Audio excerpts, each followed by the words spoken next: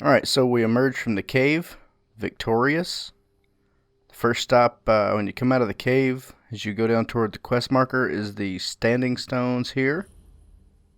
These guardian stones. I'm going to go for... Let's see. Since my armor is going to be the farthest lacking behind, I'm going to go ahead and activate the warrior stone. A little further down the trail, we come across a mine. Gonna handle the sentry, because I don't need him coming after me, because I do expect a wolf attack to take place here in a minute. And I do want to unlock this area to fast travel back to, as soon as we're done gathering up some coin and abilities in Dawnstar. I was immediately attacked by a wolf, and another wolf, and a third wolf. Quickly and easily dispatched via my adept destruction magic.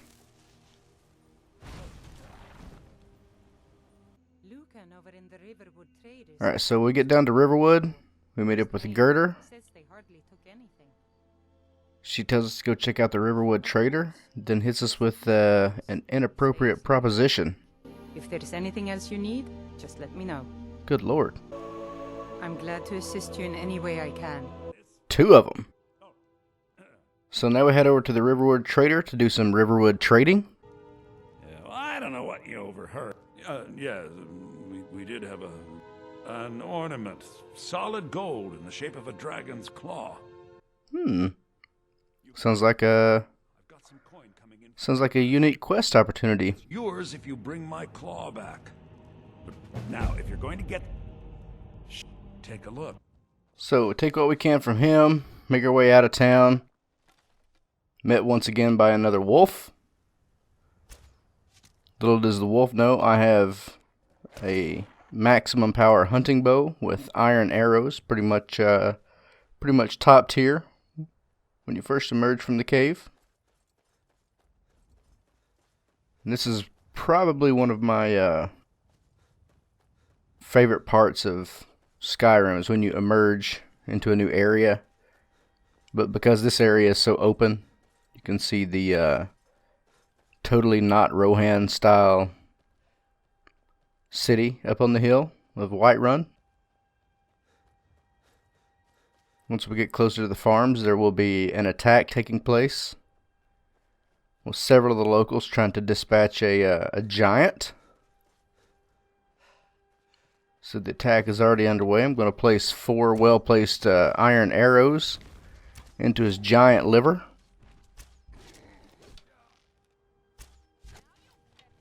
And he's handled. Must have run off. You handle yourself well. We're immediately met by Ayla the Huntress. She'll tell us like, "Hey, why don't you come join the companions? Go talk to the old man." We are brothers and sisters in honor, and we show up to solve problems if the coin is good enough. Not for me to say. You'll have to talk to Codlack Whitemane up in Jorvaskar. The old man's got a good sense for people.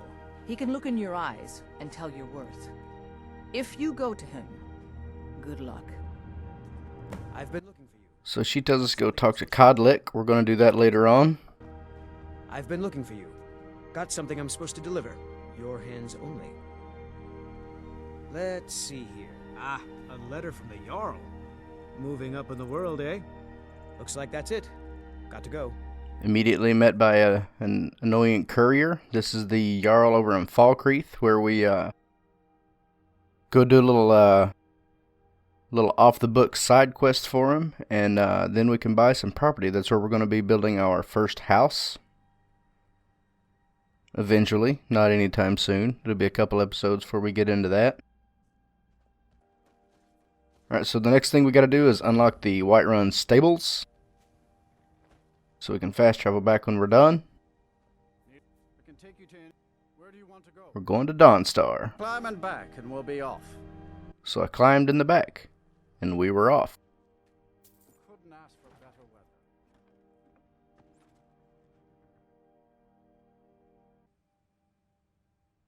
Alright, first thing you do when you arrive in Dawnstar is you pick some snowberries, then make sure there's no vampires attacking, because we are hot for vampire attacks. If the Khajiit people are not there, we rest repeatedly until the Khajiit people show up.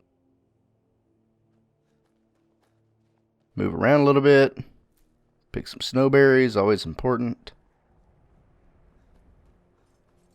There's their camping spot when they do eventually show up.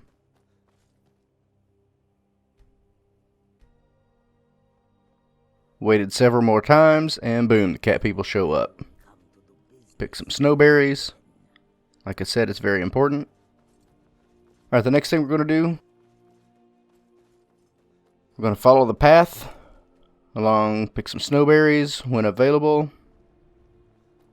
We're going to see some folks arguing outside of the main hall here with the Jarl. Little background exposition for future quests, little side quest activity, snowberries. No, he isn't. He's the enemy, and we are going to crush him. A little mine-on-mine action backstory. We'll worry about that later. And here is the location of the chest. This chest actually belongs to the Khajiit caravan folks. So what I like to do is I go through and take everything of value, kind of a weight to value ratio, unless it's enchanted item. If it is an enchanted item, go ahead and take all of those, to include all the soul gems I can get my hands on. And then we take those over to the Jarl's court area to disenchant all of it. Make sure there's no snowberries. I swear these past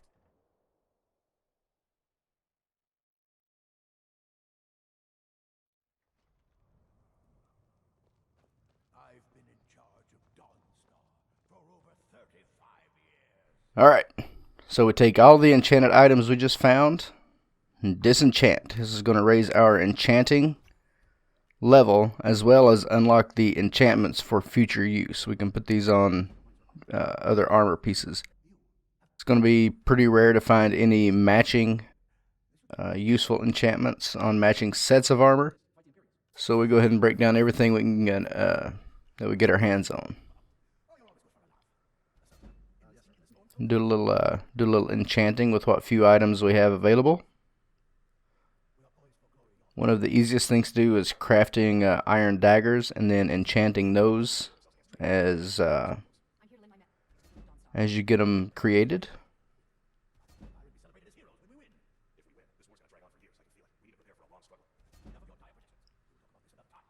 There's a blacksmith just down at the bottom of the hill. We're going to go visit those guys here in a minute. So, enchanting's already up to level 32. So the first thing you want to do is not visit the blacksmith just yet. You want to return to sell what items, potions, any kind of gear or weapons that weren't disenchanted and broken down. You're going to return to the Khajiit folks, the traders, and sell it back to them.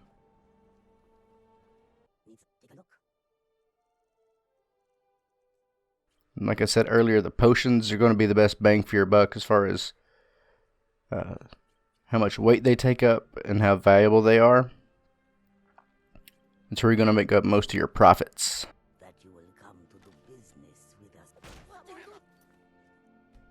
Once you're done selling, if you need them to restock their inventory, do a quick save, attack, and then load. This will make them for a split second. When you reload the save for a split second, they'll have a red bar as shown up as an enemy, but it'll quickly dissolve. Boom, inventory is restocked, and you continue selling the items to them. If you want to speed up the process of selling the potions, you can buy one of the higher price enchanted items from the Khajiit folks, and then continue selling off all the potions, return to the chest, and then just take it back. Once you've done that, you can head down to the blacksmith area, create with all the skins and furs you found in the chest.